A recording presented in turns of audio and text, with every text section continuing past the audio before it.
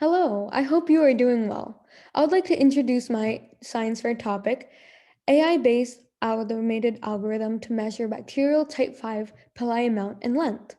Now, to get the topic introduced, the surface of many bacteria contain long and thin appendages called type 5 pili, also known as type 4p dynamic filaments.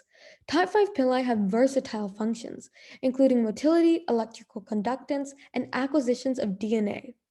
Researchers are currently trying to find the correlations between the length and number of bacteria cells type 5 pili to different types of cancer. On the right, you can see an image that displays a frame from the video of cells with pillas that scientists work with. In the video, it is shown how each cells are either in place or moving around, each having multiple pili coming out. Now, what is the problem? Well, to get the necessary data, researchers have been analyzing videos that contain hundreds of mobile bacteria cells moving around, with numerous pili coming out of each individual cell at different frames of the video. This is a difficult process because the researchers have to hand count the pili per cell themselves. See, the engineering goal of this project has been to output the number of pili and length of pili for hundreds of mobile bacteria cells with numerous amount of type 5 pili moving around. With an accuracy above 70% compared to the hand count data. This will save researchers hundreds of hours from doing this manual process of hand counting the cells while still proving accurate data, and this allows them to continue their research at much more efficient rates. So, how are we going to do this? To tackle the issue, I have created a program written in the programming language Python to take in and input video of these bacteria cells, which then interprets and provides data and prints out the results. I can do this by utilizing an artificial intelligence based Python library called OpenCV.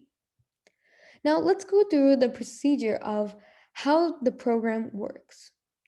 Step 1. The program takes the input video of the bacteria cells and first removes all the unreadable cells.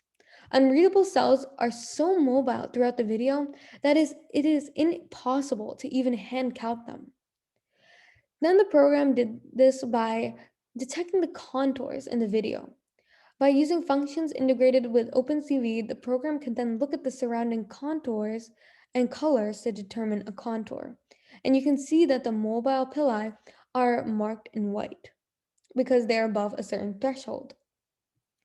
Now, by using functions integrated with artificial intelligence within OpenCV, the program can look at the surrounding colors to determine and take out the mobile pillars and cells. Then the program takes the remaining cells and isolates them completely, storing their X and Y coordinates in the video. And you can see in the image below that all the mobile pili and cells are removed. Each cell is then highlighted in blue, showing the boundaries of the cell.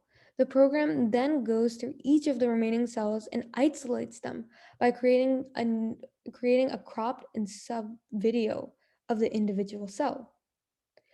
And then the program detects any changes in the cell shape by going through each frame and determines the shape change as a pili, while factoring out the possibility that the cell is just slightly moving around and checking the size of the change. And as you can see in the image below, that would be a cell. But when it moves around, you can see that the end result would be the pili.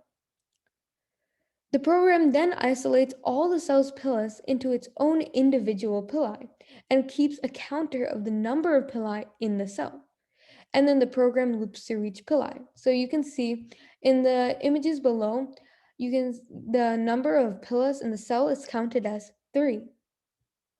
Finally, the program, using functions from the OpenCV library, is able to take each isolated pili of each cell and it's able to determine the length. The program then stores all of the cell's information and outputs the results in a file. Now, the results are in a file containing each of the cell's information. It holds the number of pili coming out of the cell and the length of each individual pili. The program also outputs a mask image, which you can see on the left, which is all the cells the program analyzed along with their specific ID. This allows researchers to check the outputs of the programs in fast and an easy manner because they can check their hand counted data with the specific cell and then check the ID of the cell to see the ID match with the outputted file and check the cell's information. Now, here's a small part of the code, and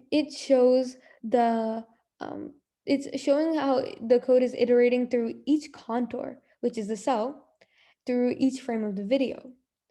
And the program is around 400 lines long. Now, on the right, you can see a mathematical formula, and this is used through the functions in OpenCV to calculate the area of the contours, which determines whether cells are mobile or not, as said previously. In conclusion, the program has an accuracy of 87% and takes on average around 5 minutes to run, which would have normally taken around 3 to 4 days by just hand counting. This saves researchers hundreds of hours in the job of hand counting the cells in all the input videos, allowing them to conduct their research much more efficiently. Overall, the project has met its engineering goal, actually surpassed it, and has taken me over 9 months to complete. Now, how am I outreaching this project? At the moment, a biology professor, Ankur Dalia, at Indiana University, and a computational biology professor, Abhiday Singh, at the University of Delaware, have been integrating the program in their research and are providing pre analyzed videos to help compare and check the accuracy of the program. I am also working with PhD students to show the optimal usage of the program when they're conducting their research. Since this project is software based, the risk involved with the project are very minimal because all the data of the bacteria's type 5 pili were sent from the University of Indiana and the University of Delaware. I did not need to collect the data I'm analyzing myself. The program was written by myself by a computer in a safe and controlled environment, and no necessary safety procedures or protocols had to be followed due to the loss of risks involved with typing up the project. And below you can see the references I used when creating and researching about this project. Thank you so much for taking your time to listen to this project, and I hope you had a great time understanding how the program worked. Thank you so much.